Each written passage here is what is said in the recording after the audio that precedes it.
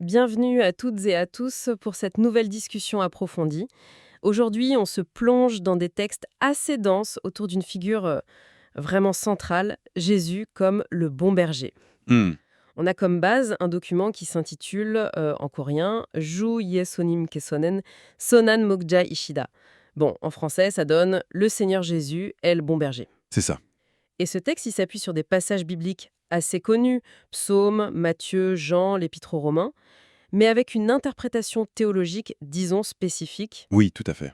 L'idée aujourd'hui, c'est vraiment de décortiquer la relation que ces écrits décrivent entre ce berger et ces brebis qu'on appelle parfois Adam de façon symbolique. Mhm. On va regarder les épreuves, la notion de sacrifice, et puis cette vision un peu particulière de la finalité de la création.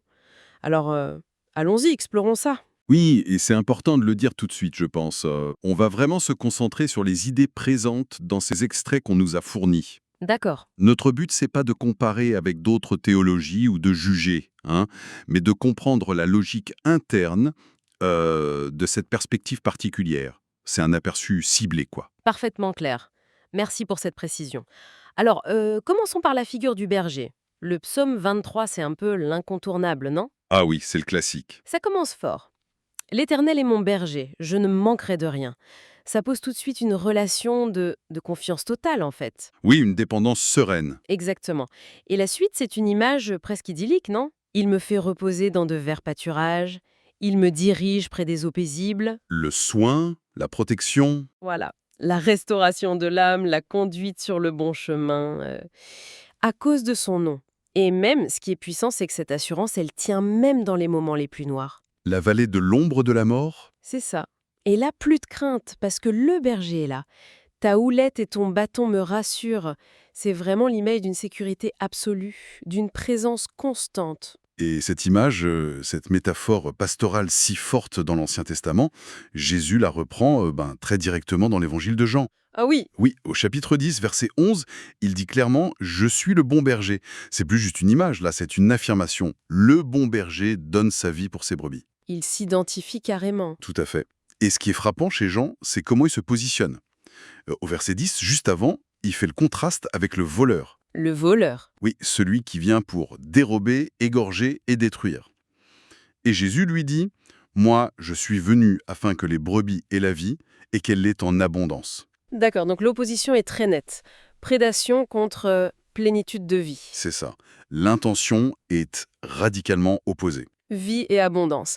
Mais vous avez dit aussi, et c'est là dès le verset 11, le bon berger donne sa vie. Le coup est mentionné d'emblée. Exactement. Et c'est ça qui est fondamental. Le sacrifice, c'est pas un accident de parcours. C'est l'acte qui définit le bon berger selon ses propres termes. Ah oui, c'est le critère. C'est ça. Donner sa vie, c'est présenté comme la preuve ultime de son amour, de son engagement. Et ça va être un fil rouge dans tous les textes qu'on garde aujourd'hui. Ce n'est pas juste un guide, c'est un sauveur qui pète sa personne. Et ce sacrifice du berger, ça donne une couleur particulière au parcours des brebis, des disciples. Quand on va voir dans Matthieu chapitre 10, Mhm. Jésus ne leur vend pas du rêve, hein. Il les envoie et les mots sont forts, comme des brebis au milieu des loups. Mais très rassurant. Non. Du coup, il leur dit d'être prudents comme les serpents et simples comme les colombes. Un mélange un peu paradoxal de lucidité et de pureté, quoi. Il faut naviguer. C'est ça. Et les avertissements sont très concrets après. Pas des difficultés vagues, hein. Des persécutions, livrés aux tribunaux, battus dans les synagogues, Oui, c'est physique. menés devant les gouverneurs, les rois, et même, ce qui est terrible, la rupture des liens familiaux. Frère contre frère, père contre enfant. Le tissu social qui se déchire. Exactement. Les enfants se soulèveront contre leurs parents et les feront mourir. C'est une vision très dure, hein. Très sombre, oui. Ils seront haïs de tous à cause de mon nom. Et juste après ce tableau assez noir, il y a cette promesse, mais conditionnelle. Celui qui persévérera jusqu'à la fin sera sauvé. La persévérance, c'est la clé. L'endurance, face à tout ça, c'est ça la condition du salut, selon ce passage. Mais face à ces épreuves qui s'annoncent vraiment intenses, Matthieu ne les laisse pas démunis. Il y a des instructions. D'abord, sur comment se défendre. Ah oui, Pas besoin de préparer un discours, en gros, ne vous inquiétez ni de la manière dont vous parlerez, ni de ce que vous direz, car ce n'est pas vous qui parlerez, c'est l'Esprit de votre Père qui parlera en vous. donc une assistance divine directe, au moment où il faut. C'est la promesse. Et ensuite, il y a cette exhortation qui est fondamentale, je crois, pour recadrer la peur. Laquelle? Ne craignez pas ceux qui tuent le corps et qui ne peuvent tuer l'âme, craignez plutôt celui qui peut faire périr l'âme et le corps dans la géhenne. Ah oui, la distinction entre le pouvoir temporel, limité, et le pouvoir divin, absolu. Mettre la peur au bon endroit, en quelque sorte. Exactement. Relativiser la mort physique face à l'enjeu éternel. Et puis, il y a aussi un principe de réalisme, d'humilité. C'est-à-dire? Le disciple ne doit pas s'attendre à être mieux traité que son maître. Le disciple n'est pas plus que le maître. Logique. S'ils ont appelé le maître de la maison Belzébul, à combien plus forte raison appelleront-ils ainsi les gens de sa maison? C'est un peu « attendez-vous à ça », ça fait partie du package de disciples. D'accord, donc on a ce tableau très concret des persécutions dans Matthieu, mais aussi des clés pour tenir. L'aide de l'esprit, le focus sur l'éternel et l'acceptation de partager le sort du maître. Comment cette idée de souffrance et de persévérance est reprise par exemple dans les lettres de Paul? Alors justement, l'Épître aux Romains, chapitre 8, plonge là-dedans avec une profondeur théologique assez remarquable. Paul pose cette question célèbre « Qui nous séparera de l'amour de Christ ?» Oui. Sera-ce la tribulation, ou l'angoisse, ou la persécution, ou la faim, ou la nudité, ou le péril, ou l'épée? La liste est longue, elle couvre tout. Tout ce qui peut faire mal. C'est ça. Et la réponse qui sous-tend tout, c'est un rien catégorique. Rien ne peut les séparer de cet amour. Malgré tout ça. Malgré tout ça. Et Paul va même citer un psaume pour montrer que souffrir n'est pas nouveau pour le peuple de Dieu, mais ça prend un sens nouveau en Christ. Lequel? C'est à cause de toi qu'on nous met à mort, tout le jour, qu'on nous regarde comme des brebis destinées à la boucherie. Des brebis destinées à la boucherie. L'image est terrible. Elle est violente, oui. C'est une reconnaissance de cette vulnérabilité extrême, de ce destin possible de sacrifice. L'image de la brebis à l'abattoir, elle est frappante. Et comment on sort de ça? Eh bien, c'est là tout le paradoxe, toute la puissance du message. Ça ne mène pas au désespoir. La conclusion est triomphale. Mais dans toutes ces choses, nous sommes plus que vainqueurs par celui qui nous a aimés. Plus que vainqueur. Comment ça? La victoire, c'est pas d'éviter les épreuves. C'est de les traverser, d'en triompher, mais pas par nos propres forces, par celui qui nous a aimés, c'est-à-dire par la force du Christ, le bon berger. D'accord. Être plus que vainqueur, ça suggère une victoire qui transforme même la souffrance. Ce n'est pas juste survivre. Plus que vainqueur. C'est une affirmation qui défie un peu la logique face à tout ce qui est décrit avant. Ce qui nous amène, je pense, à regarder le cadre théologique plus large que ces textes proposent pour donner sens à ça. Oui, Le document parle d'une création qui ne serait pas encore achevée. à cause du péché. C'est l'idée présentée, oui. La création est en quelque sorte en suspens à cause du péché, qui est défini simplement comme la transgression des commandements divins. D'accord. Et l'objectif de Dieu, ce serait quoi alors? D'éliminer ce péché pour que la création puisse atteindre sa perfection. Et comment? Par quels moyens? Essentiellement par l'obéissance aux commandements. Et le cœur de ces commandements, c'est l'amour. Aimer Dieu, aimer son prochain.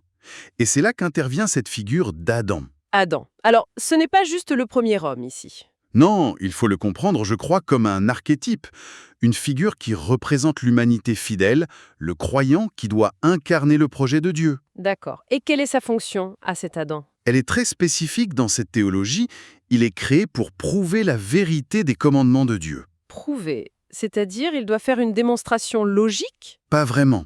C'est là que ça devient exigeant. La preuve, elle n'est pas dans les mots, elle est dans l'obéissance elle-même, une obéissance totale. Total comment? Poussée jusqu'à sa limite extrême. Pour prouver que les commandements sont vrais, justes, bons, Adam doit y obéir, aimer Dieu, aimer son prochain, jusqu'à la mort. Jusqu'à la mort, oui. Oui, le texte insiste là-dessus. C'est en mourant dans l'obéissance que la vérité des commandements est attestée, validée de manière ultime. Donc, obéir jusqu'à la mort, ce n'est pas juste une preuve de foi personnelle, c'est une sorte de démonstration cosmique. Une preuve par l'acte final. C'est exactement l'idée qui est présentée. L'obéissance jusqu'à la mort devient la pierre de touche de la vérité divine. Et c'est là que le rôle de Jésus comme bon berger prend une autre dimension. C'est-à-dire, Il n'est pas seulement celui qui guide et protège, il est l'exemple parfait de cet Adam qui accomplit sa mission. En mourant sur la croix, par obéissance et par amour, il démontre de façon éclatante que suivre les commandements jusqu'au bout, ça ne mène pas à l'échec, mais à la victoire sur la mort. Son sacrifice est la preuve. C'est la preuve vivante, oui. Et cette obéissance sacrificielle, elle est présentée comme le chemin vers ce que le texte appelle la première résurrection, une vie nouvelle, éternelle. Ah, je comprends mieux maintenant la logique du martyr qui semblait présente dans certains passages. Si la preuve passe par l'obéissance jusqu'à la mort, Mhm. alors le martyr dans cette optique, ce n'est plus juste un accident tragique, ça devient presque une étape nécessaire dans le plan de Dieu pour achever la création. C'est un peu ça, selon cette lecture, pour que le péché soit vaincu, pour que la création soit parfaite, d'Adam, le croyant fidèle qui suit Jésus, doit accepter cette possibilité. Voire peut-être, dans certains cas, la considérer comme un accomplissement. Accomplissement. Oui, parce que c'est par cet acte d'offrir sa vie en restant fidèle au commandement qu'il participe à cette grande démonstration, l'image de l'agneau mené à l'abattoir de Romains 8. Apprend un autre sens. Exactement. Ce n'est plus une image de défaite pure, mais l'acceptation d'un rôle sacrificiel jugé essentiel. Et le texte dit bien que cette mort, c'est juste un passage vers la résurrection, vers un corps spirituel, la vie éternelle. Mais il y a aussi cette idée un peu surprenante d'un nombre défini de martyrs. Oui, le document mentionne qu'un certain nombre de témoins martyrs serait nécessaire pour que la preuve soit complète. Un quota. Hmm. C'est assez précis. Et qu'est-ce qui se passerait une fois ce nombre atteint? Selon la logique du texte, une fois ce quota atteint, la preuve de la vérité et de la bonté des commandements serait tellement évidente, tellement écrasante pour toute la création. Que le doute ne serait plus possible. C'est ça. Le libre arbitre des créatures serait, en quelque sorte, parfait par cette évidence. Et comme le péché est lié au doute et à la désobéissance, il serait éliminé définitivement. C'est un mécanisme assez radical qui est décrit là. Radical, oui. Mais la question qui me vient, c'est comment un être humain, une brebis, peut affronter une telle perspective? Accepter l'idée du martyr comme un but. Et c'est là justement que la figure du bon berger revient au centre, absolument centrale. Hein. La réponse du texte est claire. Adam, la brebis, peut envisager ce chemin parce que Jésus, le bon berger, l'a fait en premier. Le rappel constant de Jean 10, 11, le bon berger donne sa vie pour ses brebis. C'est ça qui donne le courage? C'est le fondement, la source du courage. L'acte du berger rend possible le sacrifice des brebis. Ce n'est pas un chemin qu'on fait seul. D'accord. La croix de Jésus est vue ici comme la manifestation ultime de l'amour de Dieu. Et c'est en voyant, en comprenant cet amour sacrificiel, que la brebis, Adam, est touchée au plus profond, transformée, et devient capable, à son tour, de donner sa vie. Donc ce n'est pas juste une obligation, c'est une réponse. C'est présenté comme une réponse d'amour à l'amour premier du berger. Une réponse qui, en même temps, accomplit cette mission de prouver la vérité des commandements. Il y aurait donc une sorte de réciprocité.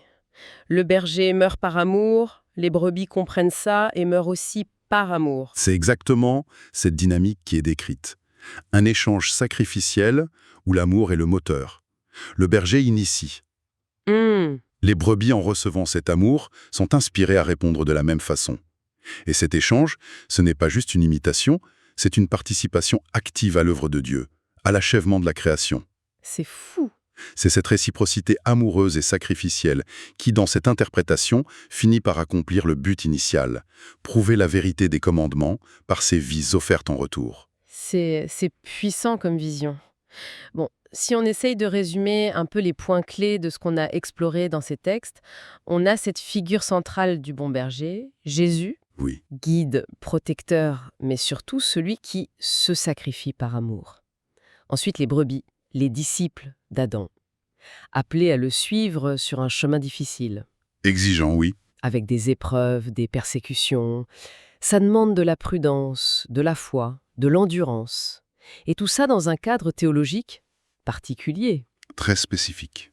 Une création en cours d'achèvement, le péché à éliminer par l'obéissance au commandement, et la preuve ultime de cette obéissance, c'est le sacrifice volontaire, à l'image du berger, peut-être même jusqu'au martyr pour certains. Alors, qu'est-ce que ça signifie, au fond, tout ça, dans la perspective de ce document? Mais je crois que la signification fondamentale, c'est vraiment la nature de cette relation berger-brebis. Elle est symbiotique et sacrificielle. C'est pas juste Dieu qui protège d'un côté. Non, c'est un échange. C'est un échange dynamique. Le sacrifice du berger sauve, mais il inspire aussi, il rend possible le sacrifice en retour des brebis. Et c'est ce cycle amour, obéissance, don de soi, qui est présenté comme le moteur même qui établit la vérité de Dieu, qui vainc le péché et qui accomplit le plan divin. La victoire sur la mort, la vie éternelle, ça passe par là. Ça passe par ce chemin sacrificiel, mais un chemin rendu possible seulement par l'amour et l'exemple du bon berger qui l'a ouvert. C'est une vision où le salut personnel et l'accomplissement du monde sont liés à cet échange d'amour jusqu'au bout. Et cette exploration nous laisse peut-être avec une question pour la réflexion, chacun de notre côté. Au-delà du cadre très spécifique de ces textes, qu'est-ce que ça évoque pour nous, cette idée d'un sacrifice réciproque, sacrifice présenté ici comme presque nécessaire pour que la vérité se manifeste et qu'un plan s'accomplisse? Ça peut résonner de différentes manières, je pense. Hmm. Une question ouverte, effectivement. Une piste de réflexion issue de l'analyse de ces documents qui nous ont été partagés.